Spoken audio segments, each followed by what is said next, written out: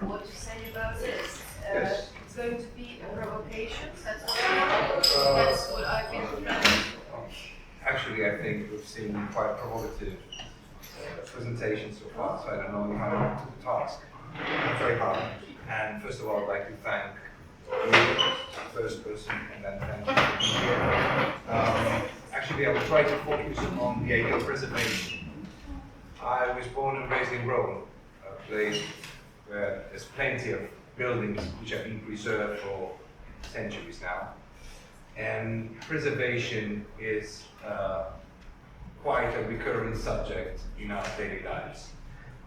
In this specific case, I won't be speaking about a building in Rome, but a building in Milan, which I think is quite peculiar in the sense that it represents some issues regarding the preservation. It's a story, actually, that starts in the 19th century. The Istituto Marchionne was based in Milan. It was run by a religious order.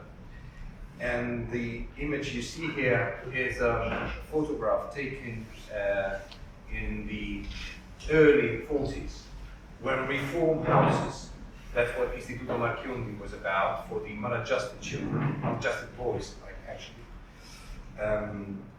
who were mostly low-income children, or orphans, or problematic boys. And as you can see, this is a typical image of a reform house from the 40s, and it looks more like a concentration camp, where all children have extremely short hair, so they are completely depersonalized. Actually, back then, the reform houses were more or less like small jails, so children had no future. But then came the war, and the idea of reforming, the idea of reform houses came in, and the Istituto Marchionne was heavily bombed, and so it was razed to the ground, and on its side, which was sold by the religious order at a very, very high price, and high enough to enable the religious order to build a new complex, a completely new complex in the outskirts of Milan. The two men you see here, on the left-hand side, Angelo Donelli, who's a psychiatrist, and was the man behind the reform of the reform houses, which were meant to educate children in order to reinsert them into society. And the man on the right-hand side is Vittoriano Vigano, is the winner of the competition that was held in order to redesign the new Istituto Marchionne, which at the moment changed its name into Istituto Marchionne Sbagliati. It was built in the outskirts of Milan, as I was saying. It was conceived as a sort of enclosed citadel. It had elementary school classes where children could learn how to start a profession. Of course, we're talking about craftsmen in this case. And it was a boarding school, so it had its canteen, and it had its sleeping areas, sleeping quarters, and also a gym. The man you see here is Vittoriano Vigano, after the completion of the building. And the building actually was quite successful. It made the news, really. As you can see, it was conceived as this orthogonal grid of open-air parts leading to these scattered pavilions along the site. It was conceived as a very horizontal-like development of spaces without bars, with plenty of natural sunlight. The idea of the architect was to help these children socialize with one another and not to compartment spaces. This is the gym. This is one of the workshops where children learn how to cabinet making, for instance. And there's the canteen. All the plants were in plain sight, as you can see. And transparency was very much a clue here. This is the sleeping quarter, which were scattered on two separate floors. Above this Liquidon stair. There was on top of it, there was the sleeping quarters, and which were carrying on to 2 floors. Some more sleeping quarters downstairs. Those cubicles over there are the toilets, and you probably saw them already in the facade, on the sculptural facade. And this is actually quite peculiar. It's the only photograph that shows children within the Istituto Marchionne Sbagliati. You can try hard to find one, but that's the only one that's available. As I was saying, the Institute really made the news, and Bruno Zeri, someone perhaps you heard of before, in his own magazine, La Cultura Cronaca Storia, wrote, "The boys don't run away," right? Claiming that the building wasn't conceived as a jail, and so the boys were happy to stay there and to learn something. But actually, as you can see, Vittoriano Viganò was quite happy with the result, because children were the ones, boys, were the ones who really understood what the building was like. He commented he was particularly happy seeing the swarming of the boys within these rooms and taking possession of their own clothes, their own closets, their own beds, their own bunk beds. And so he felt like he really succeeded. And actually, the building, which was defined by Reinhard Barnum as one of the key points in European brutalism, also became quite successful, and the model of the building, which mysteriously vanished from Italy, was then acquired by MoMA in New York, so it became part of the architecture collection. So actually the building proved to be quite successful among architects and the experts. But then in the 70s, things changed. The school was partially closed, and until it was completely closed in 1997. And as you can easily imagine, the building lost its sheen, and it was progressively squatted, cleared, squatted again, cleared, until 2000. Okay, but here are some images of what the situation was like. As you can see now, it is impossible to access it. It was the bright colors that featured the interior spaces were just fading away. Transparency was cluttered with dirt, and this is the sleeping quarters. Until 2020, when the Milan Polytechnic decided to refurbish the building and convert it into dormitory, students' dormitory, and also classrooms. But then progressively developing the project, they found out it was simply too expensive. So they gave up. And the building, of course, progressively got into a ruin. Until last week, when during the Milan Design Week, Andrea Branzi and Michele De Lucchi decided to hold a show of their students' work. And in a way, they tried to re-enliven the place, to reenact it, or to bring in people to get to know what was supposed to be a brutalist masterpiece, which had been long forgotten, even by the people in Milan. As you can see, the installments were within the debris, okay? So, this is the idea of Michele De Lucchi in an interview regarding what the destiny of the Istituto Marchionne Sbagliati could have been like, or what the reasons were for the need. To him, it was just a matter of time. Things had changed, and inevitably the building couldn't cope up with the changes. But if we talk about preservation, I think we should have a better idea of what we mean by preservation. So I got to the Webster Dictionary, and apart from the first definition, definition A, I think definition B is far more interesting, because it really has to do with what preservation in architecture is about. Okay? I mean, definition A is the theoretical side of it, whereas definition B is the real one. Well, what's preservation? Sorry. Actually, preservation started as a concept immediately after the French Revolution. And as you can see, it was started as a concept right in the middle of the Industrial Revolution. So it can be defined as some sort of invention of the Industrial Revolution. It's a byproduct of the Industrial Revolution. When Mark Wheatley was asked to introduce a publication regarding preservation, the publication actually is the proceedings of a lecture given by Rancolas, and the title is "Preservation is Overtaking Us." Claims that preservation is always a matter of life and death.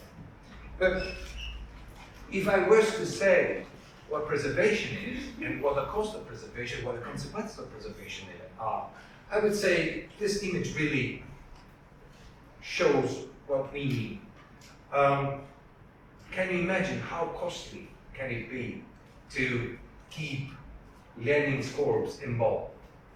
Every day there's someone trying to keep the corpse. Every year there's people managing the process of embalming and renovating the process of embalming. So once again, let's get back to the idea of preservation. In 1882, the act that defined at the outset what preservation is about considered a building worth being preserved that at least had to be 2,000 years old. In the early 20th century, that time span was reduced to 200 years, so two centuries. In 1960, the revision to the concept of preservation shrink that time span to 20 years.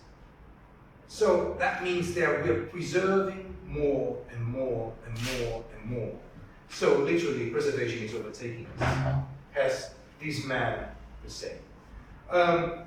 But before you raise questions, I would raise questions to you. So we just jump to the conclusions. What is it that we want to preserve?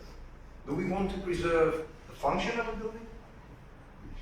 In case we do, we should take this into consideration. I attended a lecture quite a few years ago, and the lecture was at the Rome.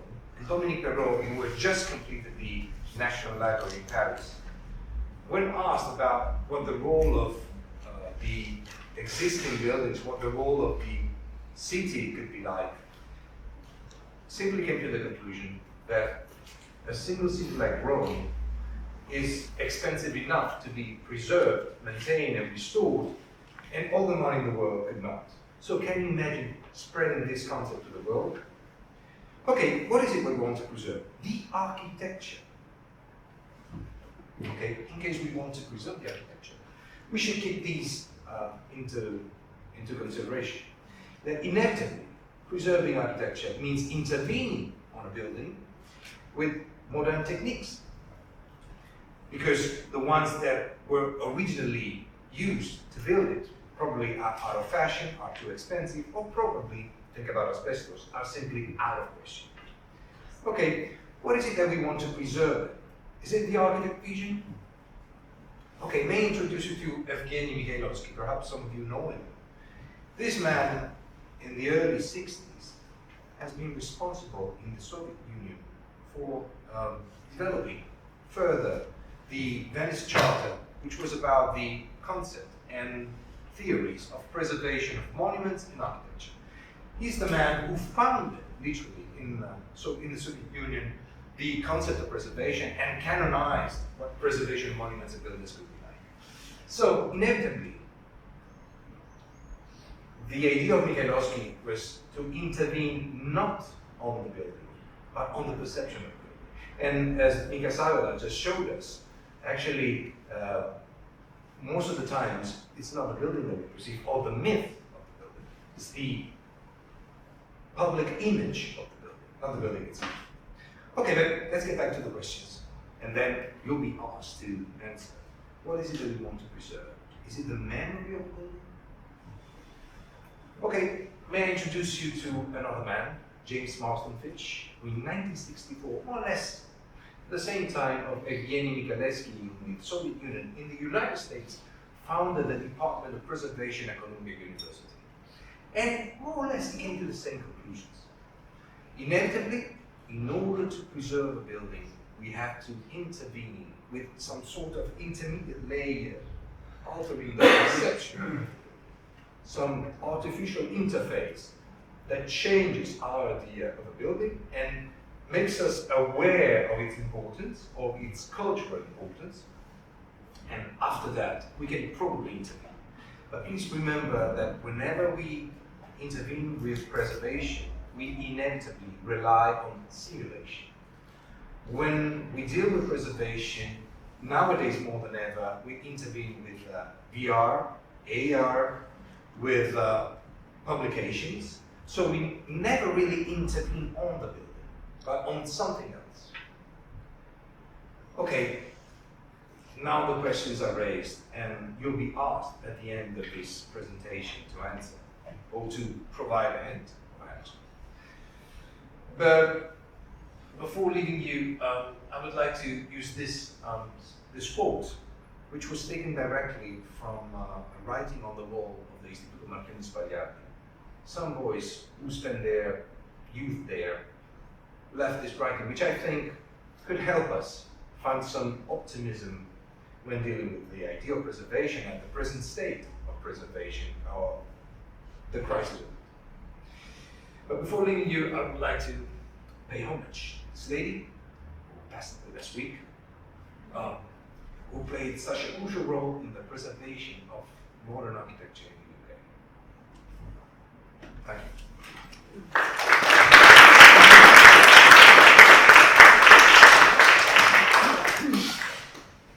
No questions, so you don't need to make. I don't need to moderate. No, you don't need. I'll sit down. So it's up to you to provide an answer.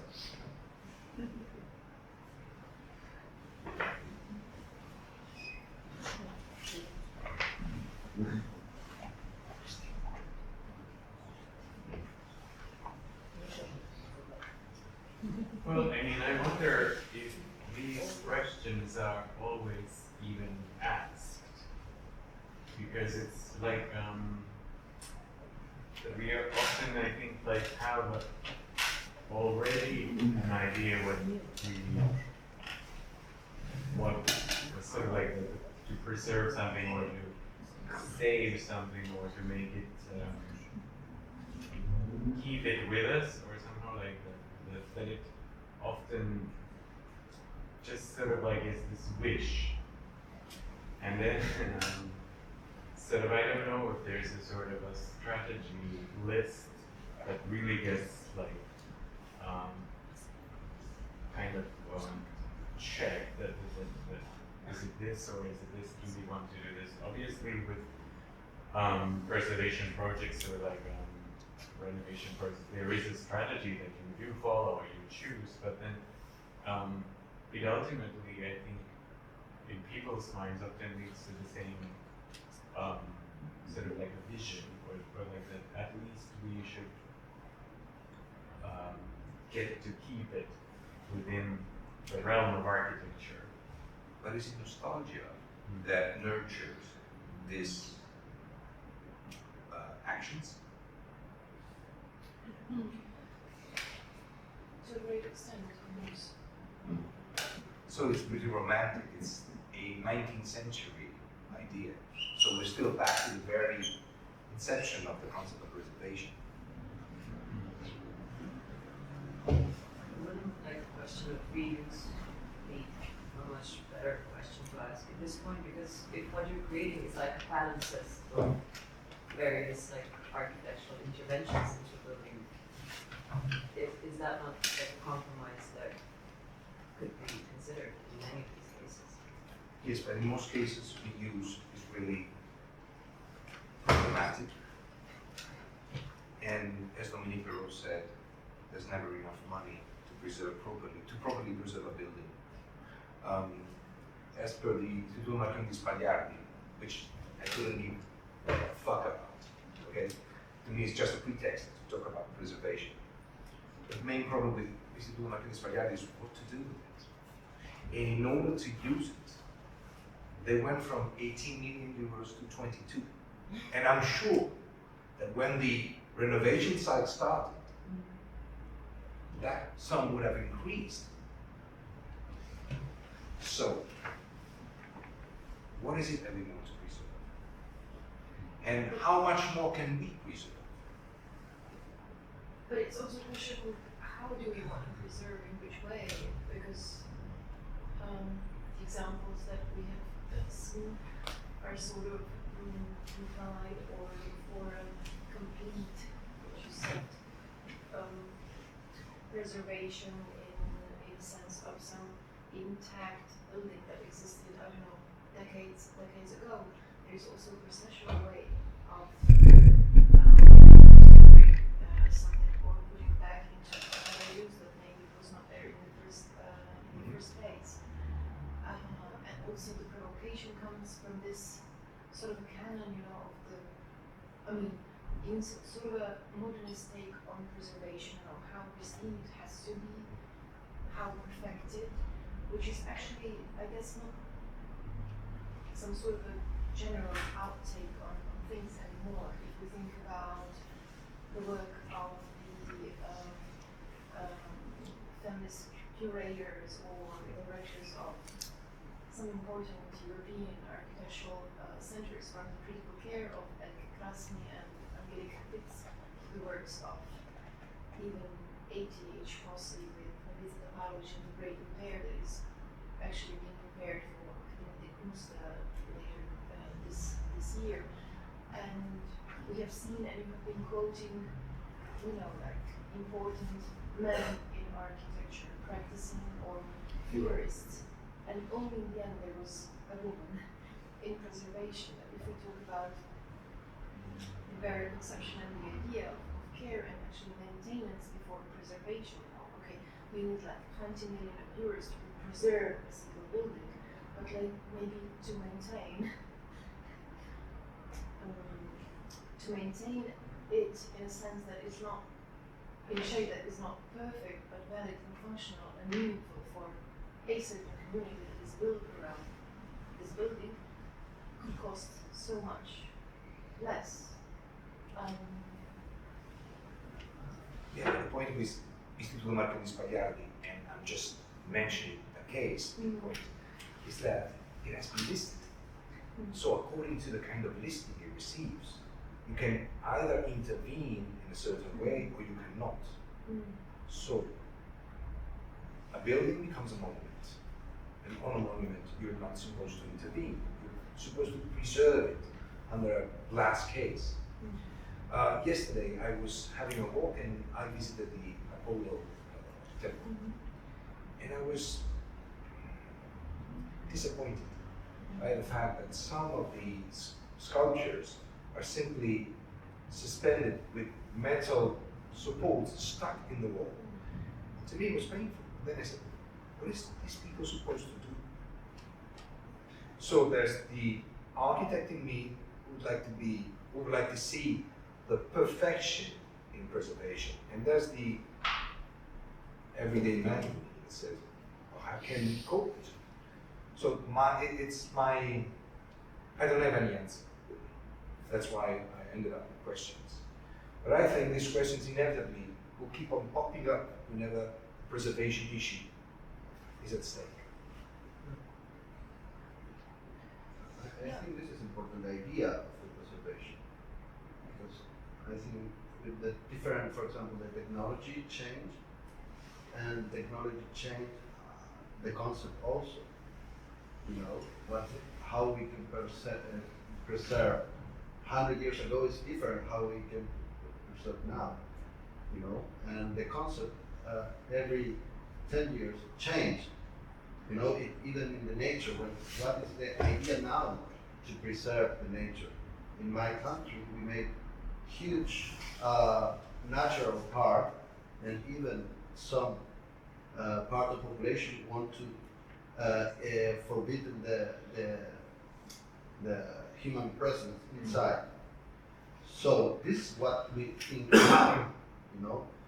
So for me, it's important the idea of preserve and questioning all the time because we change all the time. You know? I'll provide you with another example. I mentioned earlier AR and VR. Recently, the Nakajin Capsule Tower in Japan, like Ishikawa, has been demolished. Okay, and there's been thousands of architects and intellectuals all around the world under signing a document asking the Japanese government to stop the demolition. Nevertheless, the demolition took place. And nowadays, the only alternative way to visit the Nakajin Capsule Tower is either visit those museums who purchased some of the capsules, which are going to be on display, I don't know when, I don't know where, or use VR visors to experience. So that's probably the technological bleeding edge of preservation. But is it preservation? Maybe. Absolutely. Absolutely. I mean, the Japanese culture and context is very different to European, and their idea of preservation. Well, but Katsura is still there. Sorry? Katsura Temple is still there. Yes, but it's been like literally changed. It's every vessel, every 30 or 40 years. And many canonized architecture in Japan has been demolished after 30 years. It's like their lifespan. You know, we have the congestion, the population of Japan, the scarcity of square meters, etc. So I don't. And probably there's no more traditional culture than the Japanese one. Exactly, and I don't find that so appalling. Like you show the corpse of Lenin, you know, some things just need to die. So. And I would like to ask you, is human beings less important than buildings? No, never. But we're not talking here about a human being, we're talking about the corpse. Or what you represent?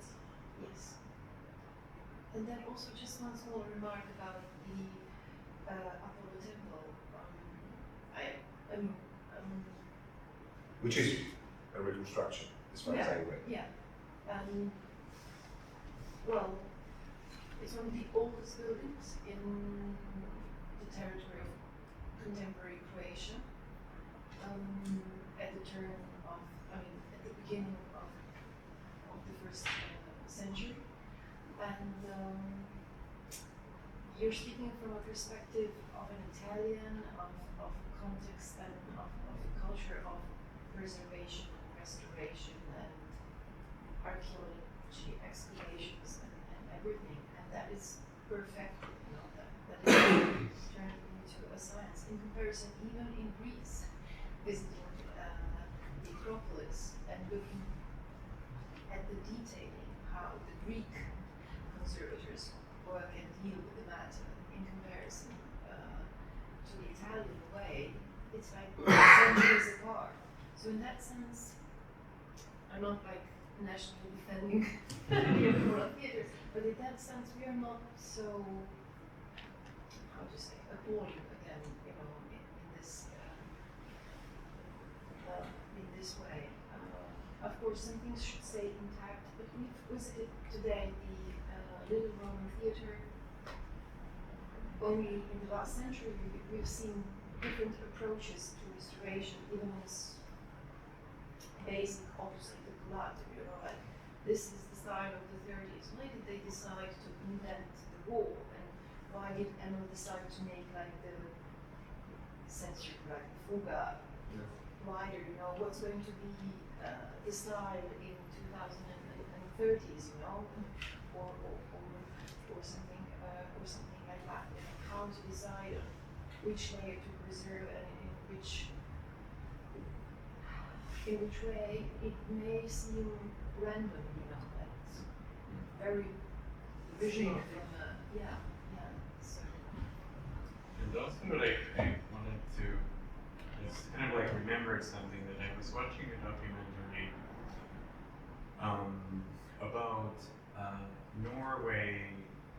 Like they have this like the state pension fund, that comes from the oil money that the country has been saving up, and I think like because of the pandemic, because all of the investments kind of like rich got richer, and now it's like over $1 trillion or something like this. And there was a documentary where the people who kind of I don't know, the finance people who kind of like work with the fund, they are very like they have offices somewhere in New York, and they kind of like perfectly manicured kind of like these people, and they were talking like, so like we should really focus on the ethical side of investing, and kind of like, because they kind of are so wealthy that they can choose what they want to invest in and claim that it's ethical. So I feel like that you have to be really rich to be able to choose what you ethically want to do.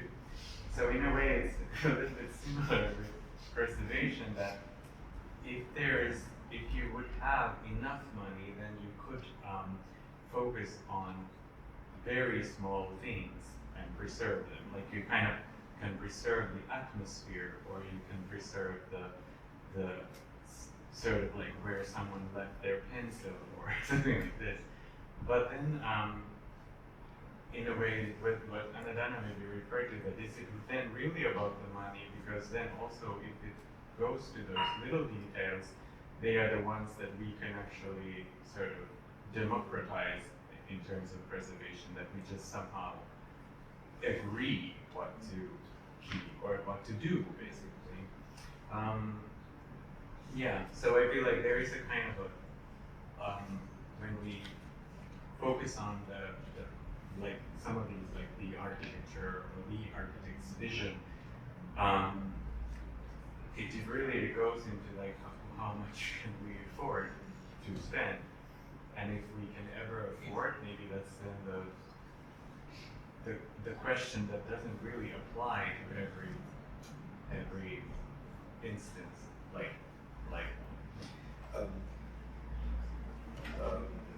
couple of weeks ago, I had the chance to interview Les Locke, the curator of the next architecture exhibition of theirs, and she was questioning exactly this: the fact that the wealthy ones, have the opportunity to choose, inevitably marks a cultural difference. If you can't afford it, you lose your legacy, because inevitably you have to cope with it every day. If you can afford it, of course, you build a legacy. So my next question is, okay, when it comes to architecture, what is it that we want to preserve? Is it the object? Is it the image? Or is it the idea? But I think you asked the question how to preserve comes after what to preserve. But at the beginning, I think it's the question why do we want, why should we? And the breadth of how much we preserve, I think it shows we became obsessed with preserve. Yes. And it's interesting to look back how some buildings were preserved without asking these questions. Like there are monasteries that Josephine reforms were done, military barracks, and then military hospitals. Then they became like first industrial production sites that were later turned into social apartments, and now they are tourist sites, and they are still there. And I think that's very interesting. Yes, how some buildings can endure and have different functions throughout centuries. Reading the history of the Apollo temple yesterday, I came to the conclusion that if the Apollo temple hadn't been a granary, probably it would have been raised or raided in order to take parts of it to build something else elsewhere. Yeah. So inevitably, And the Acropolis was a church. Yes, And yes. ammunition storage. Yes. So inevitably, what may seem nowadays as criminal probably has led the Apollo temple to the present day. Well, In Bolivia, was a case some years ago when Evo Morales was president. He built a new building in the central plaza square. It was a very criticized because it's a modern, horrible, modern building in a very beautiful colonialist city and square.